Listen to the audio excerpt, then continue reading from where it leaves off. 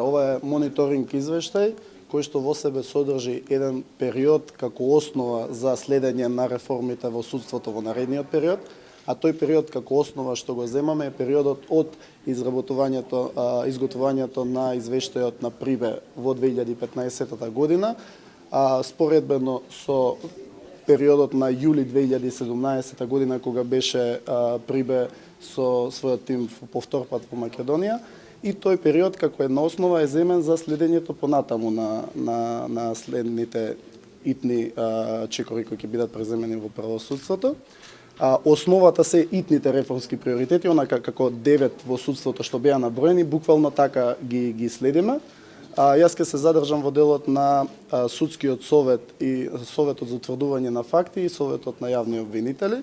Во однос на податоците, она што е важно, во текот на оваа дебата ќе ги чуете подетално сите податоци. Извештајот ќе биде објавен денес во 12 часот и на нашата веб страна. Меѓутоа, како сумарно некои факти, се во однос на тоа дека од аспект на транспарентност, иако, например, Советот за утврдување на факти немаше ниту веб страна, тој сепак наоѓаше еден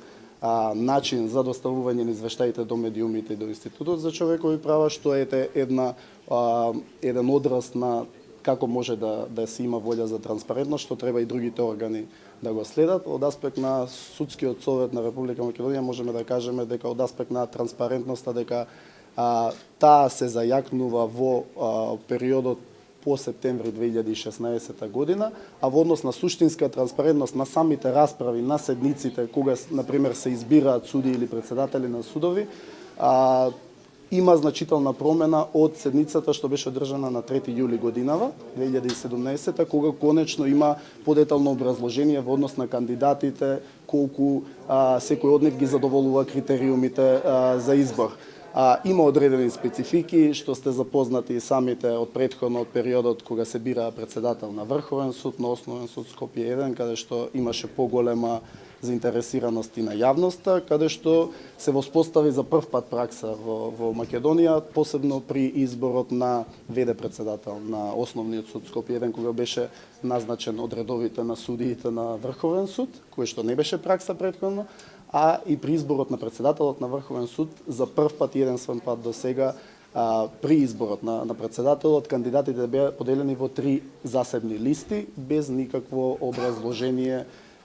зошто тоа се прави. Единствено тоа беше кажано дека е тоа поради тоа што дел од нив се оценувани како судии на апелационен суд, дел како председател на суд, а дел како судии на Врховен суд. Меѓутоа таа пракса во сите други случаи на избор на председатели не се применуваше, туку само за изборот на председателот на Врховен суд на Република Македонија. Во однос на Советот на јавни обвинители, како сумарно можеме да кажеме дека во овој цел период од 1 јули 2015 до заклучно со 30 септември 2017 година,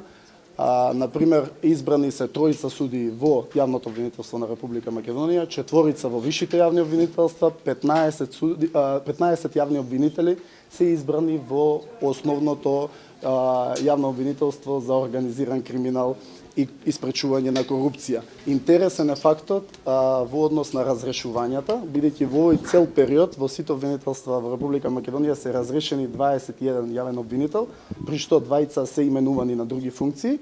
Меѓутоа, интересно е тоа што ниту еден од овие јавни обвинители не е разрешен поради нестручно и несовесно вршење на својата функција, ниту пак поради покрената дисциплинска постапка за сторена потешка дисциплинска повреда. Што значи, немаме информации за подетално, затоа е денес оваа расправа, ова се само фактите, кои што говорат дека како Советот за јавни обвинители како второстепен орган, значи во прв степен во дисциплинска постапка одлучува во тој период и понатаму јавниот обвинител на Република Македонија. Интересно е што ниту јавниот обвинител како првостепен нема донесено ниту едно решение за разрешување на јавен обвинител поради овие основи, а и од друга страна во периодот од 1 јули до 1 јули од 2015 до 2017 за тие 2 години се поднесени 145 представки и поплаки од страна на граѓани и други субјекти. 84% од представките се поднесени од граѓани.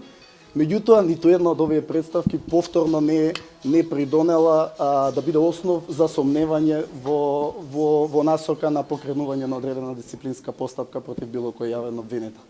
Во однос на транспарентноста, исто така еден генерален заклучок е дека Советот на јавни обвинители долго не му функционираше ефективно неговата веб страна, така што не можеше да се дознае нели во однос на седниците кога се одржуваат. Во последниот период има мал напредок во тој дел. Образложението нивно е дека немаат вработено IT техничар, информатички техничар во нивната служба, па затоа е отежната оваа нивна транспарентност.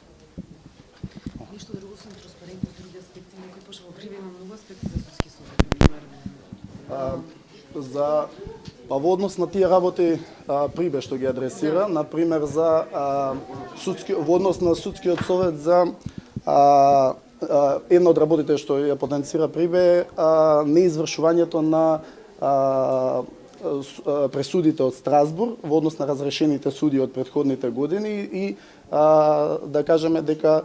вината тука ја насочува кон судскиот совет, што до некаде има основа, затоа што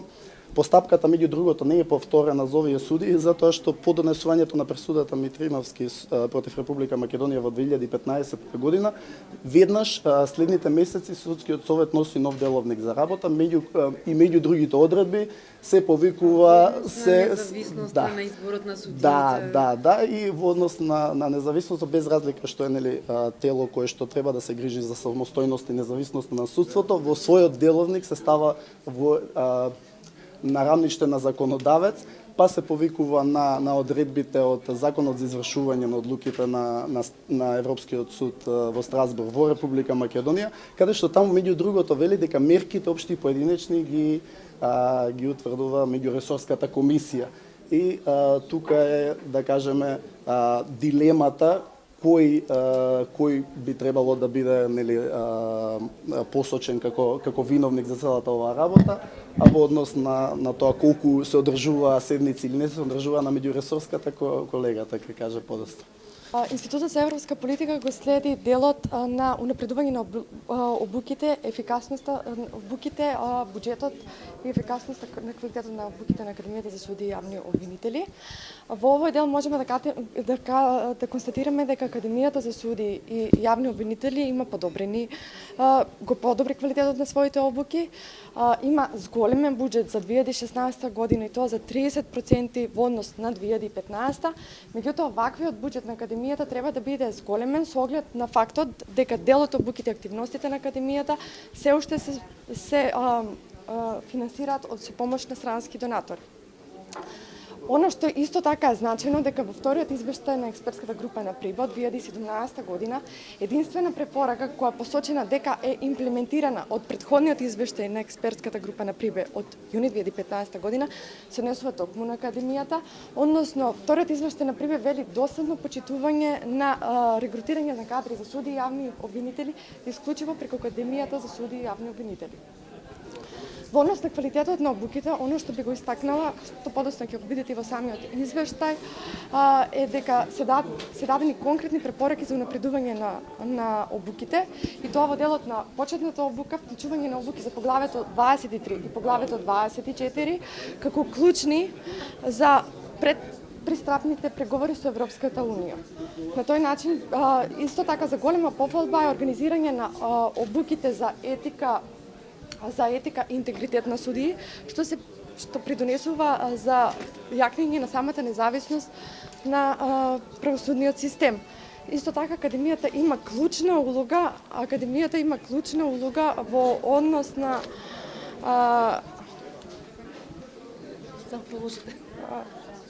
Академијата има клучна улога во однос на конзистентноста, ефикасност, подобрување на ефикасноста, професионалноста и квалитетот на самото судство. Во однос на приоритетот што се однесува на објавување на самите судски одлуки, досега немаме податоци дали се почитуваат законските рокови за објавување на судските пресуди. Затоа е направена анкета. На анкетата одговориле 224 адвокати, Од анкетата е заклучено дека 55% од адвокатите сметаат дека изреката на судските одлуки не се донесуваат во законски предвидените рокови. Додека 47% од адвокатите велат дека странките реагираат и изразуваат сомнежи во однос на тоа што самите изреки на судските одлуки не се донесуваат во законски предвидените рокови. Во однос на овој приоритет и судскиот портал Суд МК, од анкетата се покажува дека најголем дел од адвокатите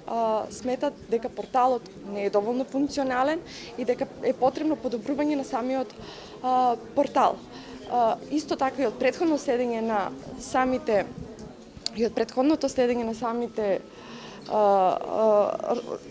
реформи, можеме да констатираме дека се организирани претходни дебати кои укажуваат на тоа дека доследно треба да се